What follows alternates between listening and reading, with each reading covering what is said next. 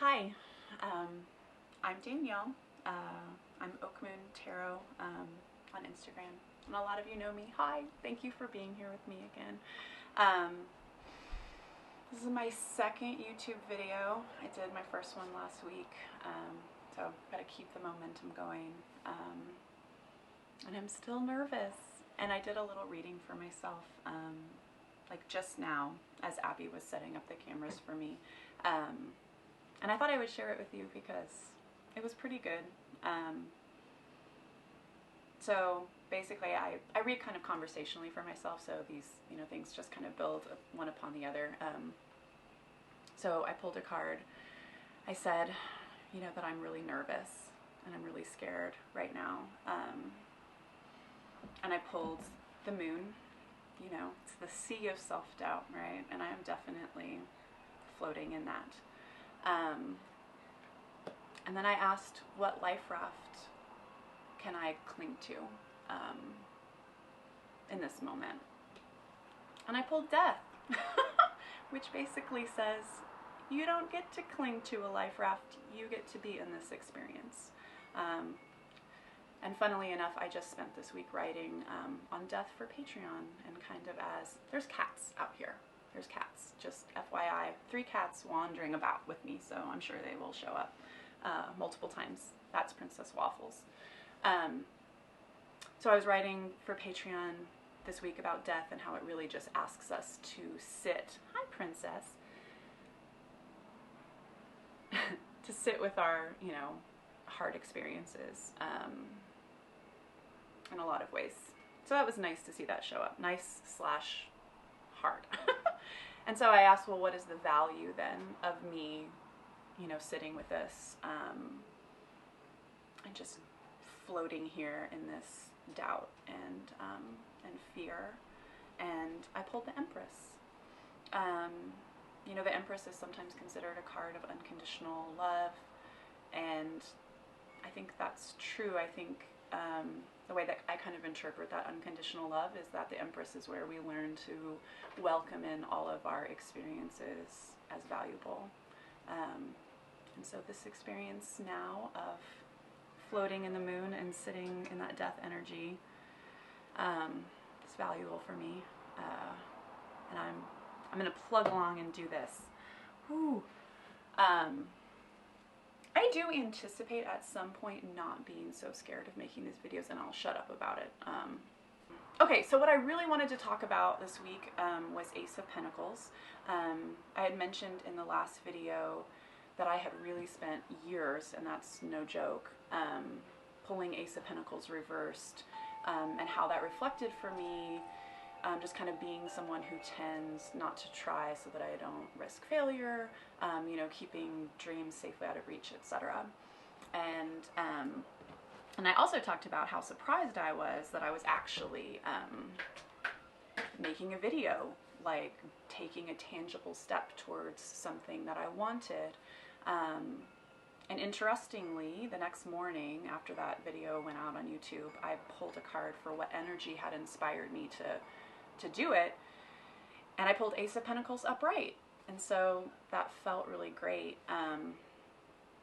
So I just wanted to talk about the Ace a little bit more because it has been such a significant card for me, and I wanted to talk about it through a little bit of an Enneagram lens because it's just been a helpful framework for me to understand that card's showing up in my life so often. So the Enneagram considers us 3 centered beings, right? Like we all have a head center, a heart center, and a body center, and we all have access to all 3, of course. But it's like the quality and amount of our access is determined by our type. So I'm what is called a body repressed type. There are 3 body repressed types on the Enneagram. But I think that what I'm going to talk about can apply to all people, just to varying degrees. So the doing repressed types or body repressed types are 4s, 5s, and 9s. And so the word doing repression can feel like a little confrontational because, like, when I first heard about it, I assumed that it was implying like laziness, and I'm absolutely not a lazy person. I'm like a workhorse, and so like that kind of like got me riled up. It's like, what do you mean doing repressed? But what it really is just kind of a fundamental lack of faith that you have the ability to affect change in your life or in the world. Just like what you do doesn't really matter. And so it leads to a lot of just unintentional living. And I think that has shown up for me so strongly just throughout my whole life. Just kind of this, I don't know if ennui is quite the right word. And, you know, I'm also, in addition to being doing repressed, like I'm a 4, so we're particularly kind of geared towards melancholy in a lot of ways. So the word choice ennui is probably influenced heavily by my 4-ness. You know, I don't know how that would show up or how that would resonate for other doing repressed types, but for me that feels accurate. And the unintentional choices, just kind of not really, like not wanting to put a lot of energy into something because I figured that it wouldn't go anywhere because I can't sustain it. Like, yeah. And I think the Ace of Pentacles has really reflected that tendency for me over the years. I think that's what that reversal kept calling my attention to. And so to see it like show up upright felt like a really big shift. Because anytime like we have a big type structure, like to use more Enneagram language, like a type structure shift like that feels really big, because our types are so like deeply ingrained. To be able to move counter to their tendencies is a pretty big deal. So to see that Ace of Pentacles upright felt big, you know, it felt like a shiny gold badge that I could wear for the day that said like I did a thing, right? So I think the Ace of Pentacles is basically just calling us into intentional living and saying to us that what we do really matters.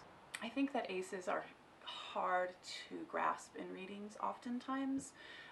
For one thing, they're painted broadly as just being so great and wonderful, and that we should like throw a parade when an ace shows up in our reading.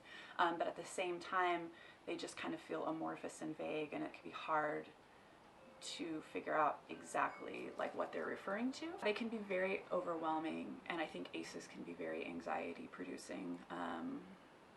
And they have been for me. Like the Ace of Pentacles has been particularly anxiety producing throughout my life. And I think part of it has to do with that doing repression, because it was calling me into that intention and that management of my energy, and that need to actually invest in my life. And that felt kind of beyond my capabilities. But I also think that the Ace of Pentacles is like kind of difficult for us because of the time that we're living in. It's difficult for me. I think it's probably difficult for a lot of people if it's difficult for me. And the reason for that is we just have a lot of like global issues that the Ace of Pentacles could really reflect. Like, you know, Pentacles are earth, of course. And because aces are kind of all-encompassing kind of seeds, they hold a lot of potential, both good and I think potentially negative. Because it's just like an energy that we can harness and kind of do with what we will, right? So to me, in many ways, when Ace of Pentacles has shown up, it spins me into some anxiety around climate change and the fragility of my own body and the crisis of our healthcare system, and economic anxiety. I feel like all these things can show up in Ace of Pentacles, particularly if it's showing up in reverse for us. It can kind of highlight some of those issues. I just want to like express that if you have a hard time with aces, you are not alone. I also have a hard time with them, because they do feel like so much can like be held there that it can kind of be overwhelming. And thank you for bearing with me as I build this. You know, I'm making this investment, like that's an Ace of Pentacles thing. It's like you make an investment and, you know, one thing builds upon the other until all of a sudden we've arrived at the 10, where we are really surrounded with the fruits of our labor. And I really hope to get there with the tarot and hopefully with this medium. So thanks for coming along. Thank you.